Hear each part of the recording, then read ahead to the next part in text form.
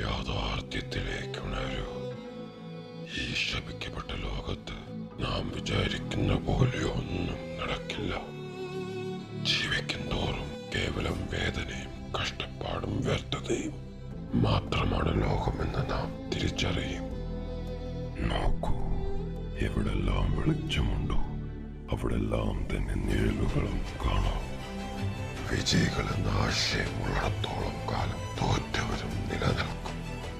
സമാധാനം നിലനിർത്താനുള്ള സ്വാർത്ഥമായ ഉദ്ദേശം യുദ്ധത്തിലേക്കും സ്നേഹിക്കുന്നതിനെ സംരക്ഷിക്കാനുള്ള ആഗ്രഹം വെറുപ്പിലേക്കും നയിക്കും. ഇവയെല്ലാം മറിച്ചു മാറ്റാൻ കഴിയാത്ത കാരണബന്ധങ്ങളാണ്. ലോകത്തിന്റെ ഈ അവസ്ഥയെ ഞാൻ ഇല്ലാതാക്കും. വിജയം മാത്രമുള്ളൊരു ലോകം, സമാധാനം മാത്രമുള്ളൊരു ലോകം, സ്നേഹം മാത്രമുള്ളൊരു ലോകം. ആ ലോകം ഞാൻ സൃഷ്ടിക്കും. ഞാൻ ഉച്ചയുടെ അന്തരാത്മാവ്.